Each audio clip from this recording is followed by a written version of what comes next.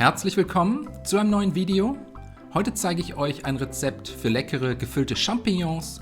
Dazu gibt es Blattspinat. Dafür als erstes eine große Pfanne mit einem Stück Butter erhitzen.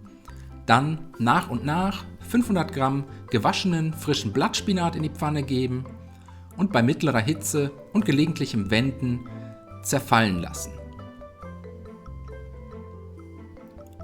Den fertigen Blattspinat anschließend in eine große Auflaufform geben, dann eine Knoblauchzehe dazu pressen, außerdem mit einer guten Prise Salz und frisch gemahlenem Pfeffer würzen, alles einmal kurz miteinander verrühren und den Blattspinat dann gleichmäßig in der Auflaufform verteilen und erstmal zur Seite stellen.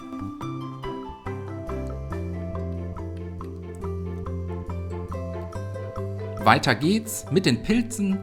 Insgesamt habe ich hier 800 Gramm Riesenchampignons. Zuerst die Stiele der Champignons entfernen.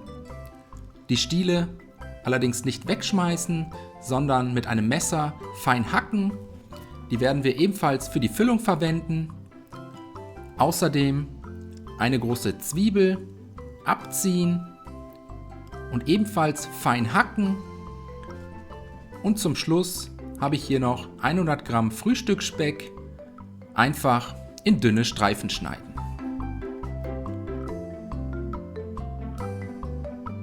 Danach erneut eine große Pfanne aufsetzen, etwas Öl hineingeben, dann Zwiebeln, Speck und die fein gehackten Pilzstiele in die Pfanne geben und für 3 bis 4 Minuten bei mittlerer Hitze und gelegentlichem Wenden anbraten. Zum Schluss alles mit etwas Salz und Pfeffer abschmecken. Außerdem 200 Gramm Creme fraiche in die Pfanne geben. Danach alles einmal kurz umrühren, damit sich alle Zutaten gleichmäßig verteilen können und die Pfanne anschließend vom Herd ziehen.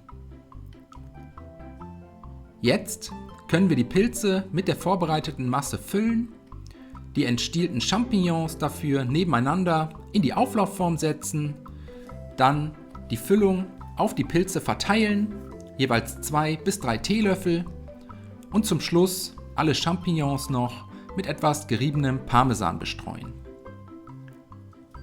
So kommt die Auflaufform in den vorgeheizten Backofen bei 200 Grad Ober- und Unterhitze für etwa 25 bis 30 Minuten, bis der Käse eine schöne goldbraune Farbe angenommen hat. Die fertigen Champignons danach aus dem Ofen holen.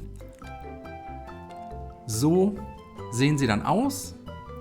Der Käse hat eine schöne goldbraune Farbe, die Champignons mit der Füllung richtig schön saftig und als Beilage der Blattspinat.